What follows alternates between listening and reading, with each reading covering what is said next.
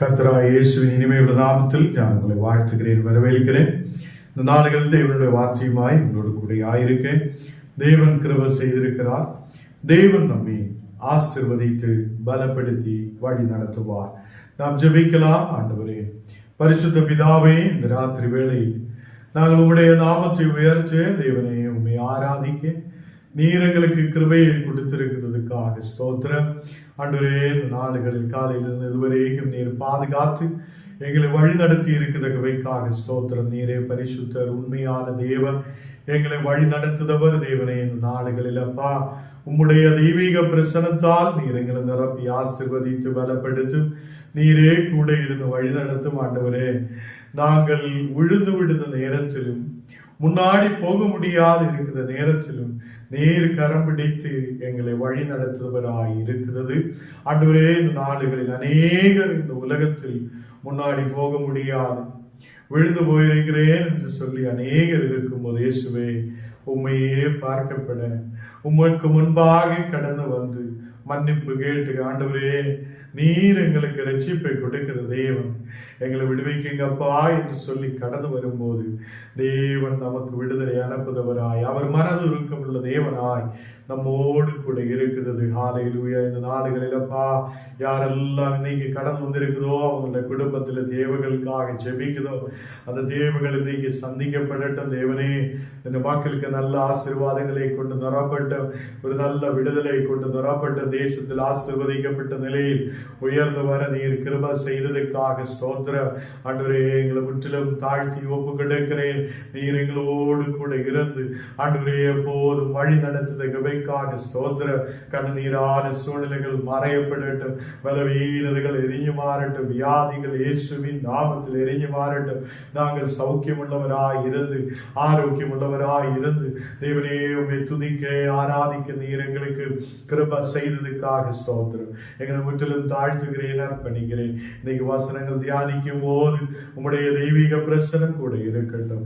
இயேசுவின் நாமத்தில் தரபிதாவே, ஆமேன், ஆமேன். கர்த்தர் நம்மை ஆசீர்வதித்து வழி நடத்துத நல்ல தகப்பனாய் இருக்கிறார். இந்த கால வேளையில் தேவனுடைய ஊழியங்கள் செய்ய தேவன் நமக்கு கிருபை செய்திருக்கிறது. ஒரு பெரிய விடுதல், இன்னைக்கு பெரிய சாட்சி நான் போய இடங்களில் எல்லாம் மக்கள் சொல்லி இருக்கிறது.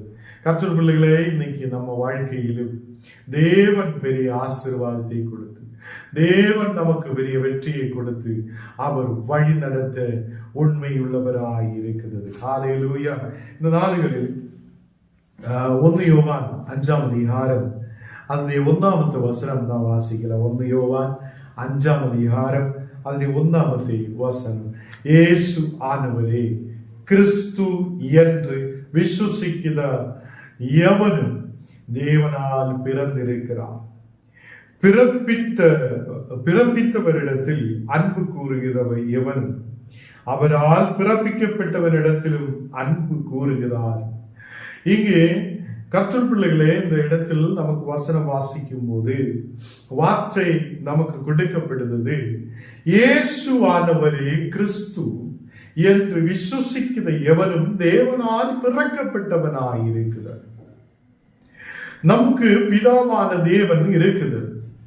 பிதாவான தேவன் அது இயேசு கிறிஸ்துவை இந்த உலகத்தில் அனுப்பி இருக்கிறார் என்று, அந்த இயேசு கிறிஸ்து அவரில் நாம் விசுவாசிக்கும் போது நாம் தேவனால் பிறக்கப்பட்டவராய் மாற்றப்படுகிறது.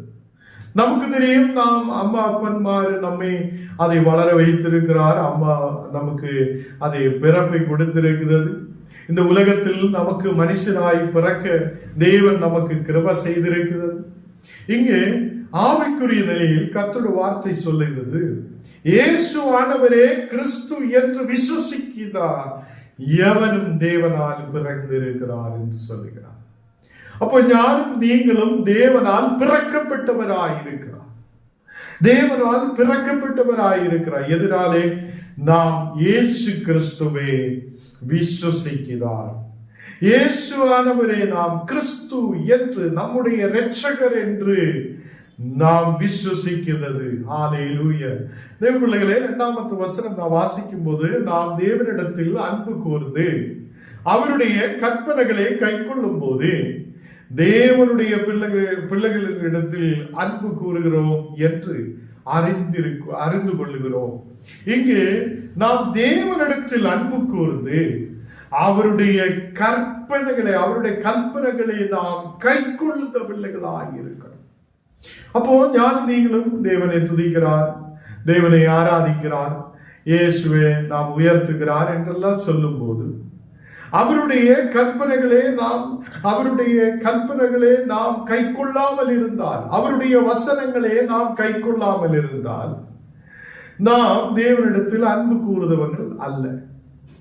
அப்போ தேவனிடத்தில் அன்பு கூறுத ஓரோ மக்களும் அவருடைய கற்பனைகளை கை கொள்ளுத மக்களாயிருப்பார்கள்.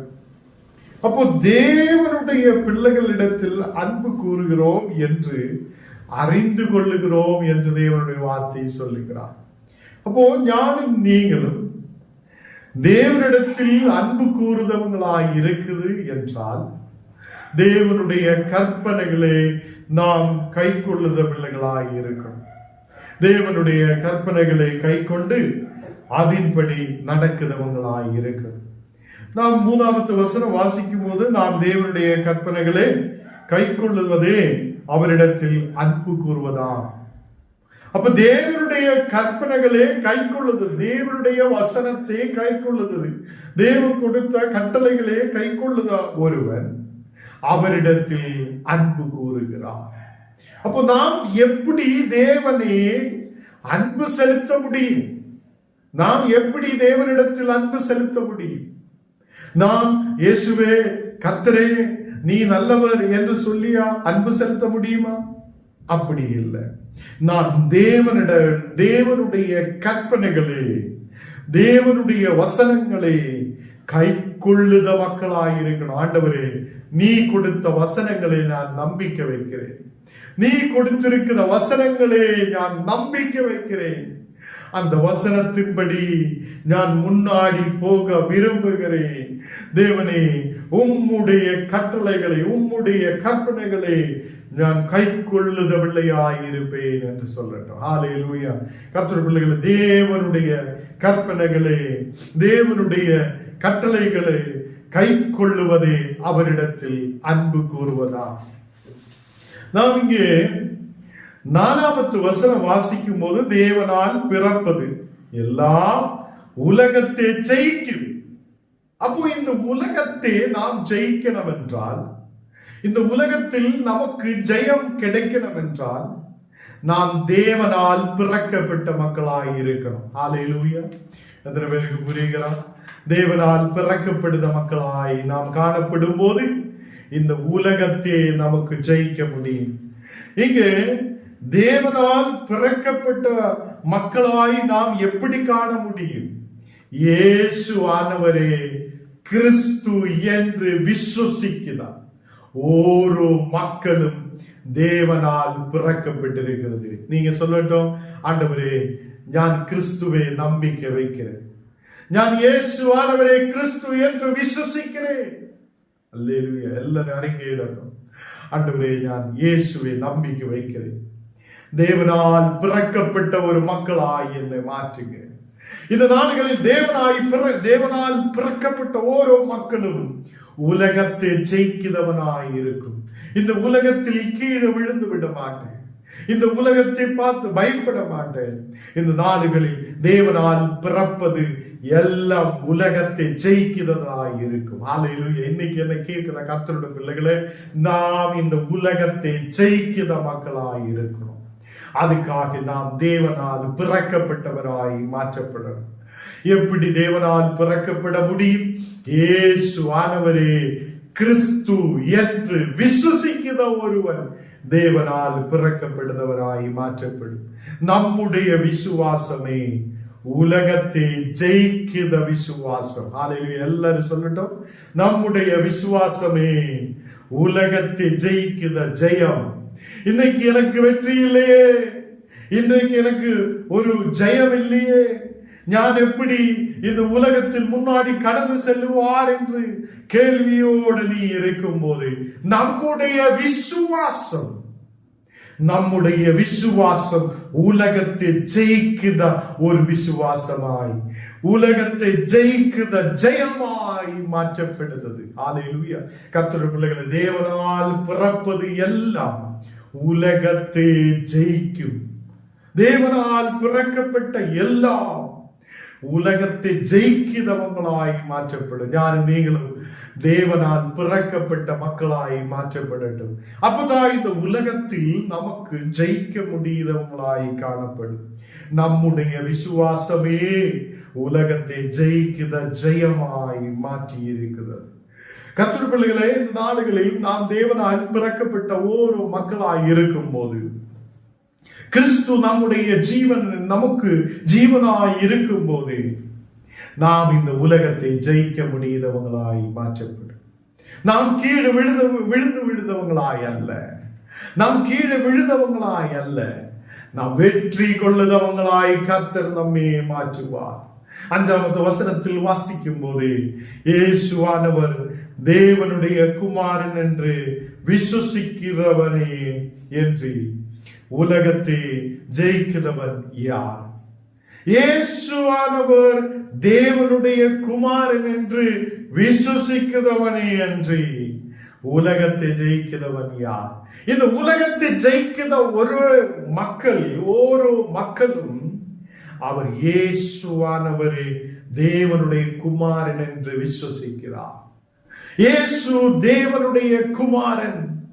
இயேசுவானவர் பரிசுத்தராய் உலகத்தில் கடந்து வந்தவர். அவர் இந்த உலகத்தில் மாம்ச இச்சையாலேயோ, இந்த உலகத்திலே ஏதோ மனிதன் இச்சையாலேயோ பிறக்கப்பட்டவர் அல்ல. அவர் இந்த உலகத்தில் தேவனால் பிறக்கப்பட்டவராய் இருக்கிறது. நாம் விசுவாசிக்கணும். இயேசுவே நீர் தேவனுடைய குமாரன், இயேசுவே நீ தேவனுடைய குமாரன் என்று நாம் விசுவாசிக்கணும். ஹல்லேலூயா. கர்த்தருடைய பிள்ளைகளே, இந்த நாளுகளில் நான் காலையிலே அரங்குண்ட பகுதியில் கடந்து போயிருக்கிறார். ஒரு தேவன் பெரிய அற்புதத்தை அந்த கிராமங்களில் செய்திருக்கிறார். கர்த்தருடைய பிள்ளைகளே, அநேகர் விசுவாசித்திருக்கிறார், அநேகர் தேவனுடைய வசனங்களை கேட்டிருக்கிறார். 1 மணி வரைக்கும் அங்கு ஜெபங்களை நடத்த தேவன் கிருபை செய்திருக்கிறார். கர்த்தருடைய பிள்ளைகளே, இந்த நாடுகள் நாம் கிறிஸ்துவானவரே அவரை விசுவாசிக்கிற பிள்ளைகளாய் மாற்றப்படணும். இயேசுவானவர் கிறிஸ்து, அவரே தேவனுடைய குமாரன் என்று நாம் விசுவாசிக்கணும். அப்படி விசுவாசிக்கிற ஞானம் நீங்களும் இந்த உலகத்தை ஜெயிக்கிறவங்களாய் மாற்றப்படும். எனக்கு இந்த உலகத்தில் வெற்றி இல்லையே என்று நீ சும்மாவே சொல்லிட்டு இருக்கிறதுக்கு பதிலாக நாம் இயேசுவை நம்பிக்கை வைக்கட்டும். அவர் உன்னை வழி நடத்துவார், அவர் உன்னை விசுவாசத்தோடு வழி நடத்துவார். அவர் இந்த உலகத்தில் நமக்கு ஒரு வெற்றியை கொடுக்கிறவராய் இருக்கிறார். இந்த உலகத்தை ஜெயிக்கிற ஒரு ஜெயம் ஆண்டவர் எனக்கும் உங்களுக்கும் கட்டளை இடுகிறது. 6வது வசனம் வாசிக்கும் போது, இயேசு கிறிஸ்து ஆகிய இவரே ஜலத்தினாலும் இரத்தத்தினாலும், ஜலத்தினாலே மட்டுமல்ல ஜலத்தினாலும் இரத்தத்தினாலும் வந்தவர். ஆவியானவர் சத்தியமாகியால் ஆவியானவரே சாட்சி கொடுத்திருக்கிறார். இங்கே சொல்லுகிறார், ஆவியானவர் சத்தியம் உள்ளவராயிருக்கிறார். ஆவியானவர் சத்தியம் உள்ளவராயிருக்கும் போது இந்த ஆவியானவரே இயேசு கிறிஸ்துவுக்காக சாட்சி கொடுத்திருக்கிறார். அப்போ அவர் இயேசு கிறிஸ்து ஆகிய இவரே ஜலத்தினாலும் இரத்தத்தினாலும், ஜலத்தினாலே மட்டுமல்ல ஜலத்தினாலும் இரத்தத்தினாலும் இந்த உலகத்தில் வந்திருக்கிறது. நாம் எல்லாரும் இந்த உலகத்தில் இரத்தத்தோடு நாம் ஆயிருக்கும் போதும் கர்த்தர் ஒருவரே பரிசுத்தராய் இருக்கிறது. அவர் ஏன் அந்த இரத்தத்தை சிந்தி இருக்கிறது? ஏன் அவர் அந்த இரத்தத்தை, அதே ஜலத்தையும் அவர் நமக்காக ஊற்றி இருக்கிறது? எதுக்காக என்றால் அவர் பரிசுத்தராய் இருந்திருக்கிறார். அவர் ஆவியானவர் சத்தியமாகியால் ஆவியானவரே அவருக்கு சாட்சி கொடுத்திருக்கிறது என்று காணப்படுகிறது. தேவ பிள்ளைகளே, 7ஆம் வசனம் வாசிக்கும் போது பரலோகத்திலே சாட்சியிடுகிறவர் மூவர். பரலோகத்தில் சாட்சியிடுகிறார் மூவர் இருக்கிறார். அந்த 3 பேரில் 1 பிதா, 2 வார்த்தை, 3 பரிசுத்த ஆவி என்பவர்களே மூவரும் ஒன்றாயிருக்கிறது. அப்போ இந்த மூவரும் ஒன்றாயிருக்கிறது என்று காணப்படுகிறார். யாரெல்லாம்? பிதாவு, வார்த்தை, பரிசுத்த ஆவி. வார்த்தை என்றால் யாரு? இயேசு கிறிஸ்து. அப்போ கர்த்தருடைய வசனமாக நமக்கு கொடுத்திருக்கிறார். ஆதியிலே வார்த்தை இருந்தது, அந்த வார்த்தை தேவனோடு கூட இருந்திருக்கிறது, அந்த வார்த்தை தேவனாய் இருந்திருக்கிறார் என்று வேதத்தில் காணப்படுகிறது. கர்த்தருடைய பிள்ளைகளே, இங்கு நமக்கு வசனத்தில் பார்க்க முடியும், பிதா, வார்த்தை, பரிசுத்த ஆவி என்பவர்கள் மூவரும் ஒன்றாயிருக்கிறது. அப்போ பிதாவும் புத்திரனும் பரிசுத்த ஆவியும் மூவரும் ஒன்றாயிருக்கிறது. கர்த்தருடைய பிள்ளைகளே, பரலோகத்தில் சாட்சியிடுகிற மூவர் இருக்கிறது. 3 பேரு பரலோகத்தில் சாட்சியிடுகிறவர் இருக்கிறது. அதே மாதிரி பூலோகத்திலே சாட்சியிடுகிறவர் 3 என்று சொல்லப்படுகிறார். இந்த பூலோகத்தில் சாட்சியிடுகிற 3 இருக்கிறது. ஆவி, ஜலம், இரத்தம் என்பவைகளே 3 ஒருமை பெற்றிருக்கிறது என்று காணப்படுகிறார். கர்த்தருடைய பிள்ளைகளே, இங்கே வசனத்தில் சொல்லப்படுகிறது, பூலோகத்தில் நாம் ஆயிருக்கிற இந்த பூமியில் சாட்சி இடுகிறவர் 3. சாட்சி இடுகிறவர் 3 என்று சொல்லப்படுகிறது. ஆவி, ஜலம், இரத்தம் என்பவைகளே இந்த 3 என்று சொல்லப்படுகிறது. அப்போ பரலோகத்தில் 3 இருக்கிறது. அது பிதாவு, வார்த்தை, பரிசுத்த ஆவி. இந்த உலகத்தில் 3 பேர் இருக்கிறது. சாட்சி சொல்லுத 3 பேர் இருக்குது. ஆவி, ஜலம், இரத்தம் என்பது என்று காணப்படுகிறது. 9வது வசனம் வாசிக்கும் போது, நாம் மனுஷருடைய சாட்சியை ஏற்றுக்கொண்டால் அதை பார்க்கிலும் தேவனுடைய சாட்சி அதிகமாக இருக்கிறது. அப்போ மனுஷருடைய சாட்சியை நாம் ஏற்றுக்கொள்ளுகிறது. இந்த உலகத்தில் மனிதர்கள் சாட்சி சொல்லுது அநேகர் இருக்கிறது. அப்போ மனிதனுடைய சாட்சியை மனிதர்கள் ஏற்றுக்கொள்ளுகிறது என்றால் அதை பார்க்கிலும் தேவனுடைய சாட்சி அதிகமாயிருக்கிறது. தேவன் நமக்கு சாட்சி கொடுக்கிறவராயிருக்கிறது. அவர் 3 பேரும் ஒன்றாயிருக்கிறது. பிதாவு, வார்த்தை, பரிசுத்த ஆவி. இது பரலோகத்தில் நமக்காக சாட்சி கொடுக்கிறவராயிருக்கிறது. அவர் 3 பேரும் ஒன்றாயிருக்கிறது. ஹல்லேலூயா. இந்த நாளில் தேவனுடைய சாட்சி அதிகமாயிருக்கிறது என்று சொல்லுகிறார். தேவன் தமது குமாரனை குறித்து கொடுத்த சாட்சி இதுவே. தமது குமாரனை குறித்து தேவன் சாட்சி சொல்லுகிறது. நிறைய பேர் சொல்லுகிறார், இயேசு இந்த உலகத்தில் வந்திருக்கிறார், உண்மையாக வந்திருக்கார், இங்க வந்ததுக்கு என்ன ஆதாரம் என்றெல்லாம் சொல்லி அநேகர் கேட்கும். நமக்கு தேவன் சாட்சி கொடுத்திருக்கிறது. பிதாவான தேவன் குமாரனை குறித்து சாட்சி சொல்லி இருக்கிறது. இந்த பிதாவும் குமாரனும் பரிசுத்த ஆவியும் ஒன்றாயிருக்கிறது. இந்த மூவரும் பரலோகத்தில் சாட்சியிடுதவங்களாய் இருக்கிறது. கர்த்தருடைய பிள்ளைகளே, தேவன் தமது குமாரனை குறித்து கொடுத்த சாட்சி இதுவே. அதை மனிதர்களுடைய சாட்சியை நாம் நம்புகிறார், மனிதர்களுடைய வார்த்தைகளை நாம் நம்புகிறார். அதை பார்க்கிலும் தேவனுடைய சாட்சி அதிகமாக இருக்கிறது. அதை பார்க்கிலும் தேவனுடைய சாட்சி எவ்வளவு மேன்மையுள்ளதா இருக்கிறது. கர்த்தருடைய பிள்ளைகளே, 10வது வசனத்தில் நாம் வாசிக்கும் போது, தேவனுடைய குமாரனிடத்தில் விசுவாசமாயிருக்கிறவர் அந்த சாட்சியை தனிக்குள்ளே கொண்டிருக்கிறார் என்று சொல்லுகிறார். தேவனுடைய குமாரனிடத்தில் ஞானம் நீங்கள் விசுவாசமாய் இருக்குதென்றால் அந்த சாட்சி, எந்த சாட்சி? தேவன் கொடுத்திருக்கிற சாட்சி, அதை நமக்குள்ளே கொண்டிருக்கணும். அந்த சாட்சி நமக்குள்ளே இருக்கணும். எப்படி? நாம் இயேசு கிறிஸ்துவில் விசுவசிக்கணும். ஹல்லேலூயா. இயேசு கிறிஸ்து எனக்காக, இந்த உலகத்திலே சகல மனிதர்களுக்காக கடந்து வந்திருக்கிறார் என்று நாம் விசுவசிக்கணும். அதை தேவனிடத்திலிருந்து அவர் இந்த உலகத்தில் வந்திருக்கிறார் என்று விசுவசிக்கணும். தேவனுடைய குமாரனிடத்தில் விசுவாசமாயிருக்கிறவன் அந்த சாட்சியை தனிக்குள்ளே கொண்டிருக்கிறான் என்று சொல்லப்படுகிறார்.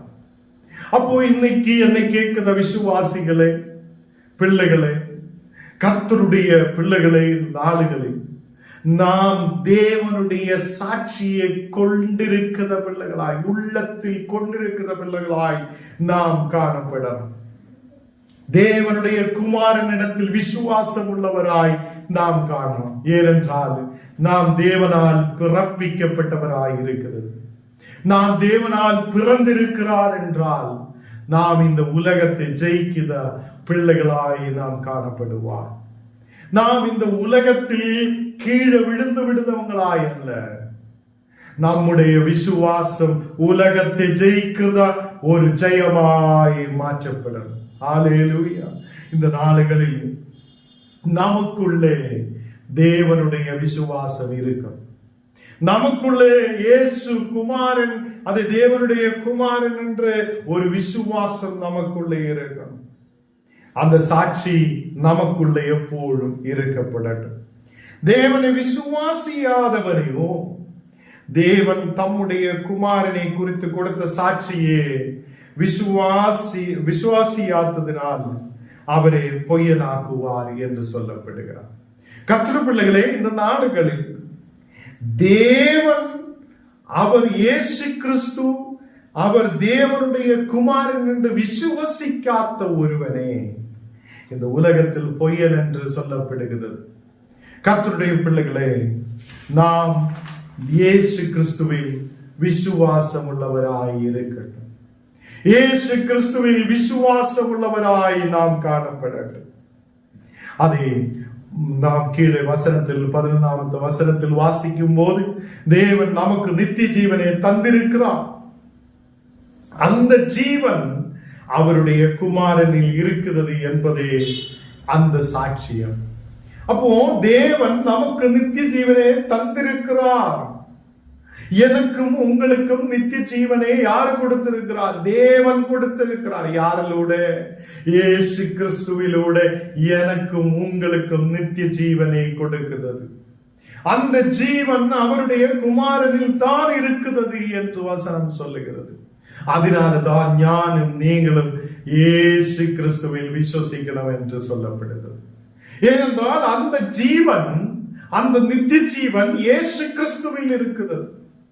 அந்த இயேசு கிறிஸ்துவில் இருக்கிற ஜீவன் நமக்குள்ளே இறங்கி வரும். இயேசு கிறிஸ்துவில் இருக்கிற ஜீவன் நமக்குள்ளே காணப்படணும். ஹல்லேலூயா. அது தேவன் நமக்கு கொடுத்திருக்கிற ஒரு சாட்சி. ஹல்லேலூயா. அப்போ தேவன் நமக்கு நித்திய ஜீவனை தந்திருக்கிறார் என்று வசனம் சொல்லும் போது எனக்கும் உங்களுக்கும் நித்திய ஜீவன் இருக்கிறது.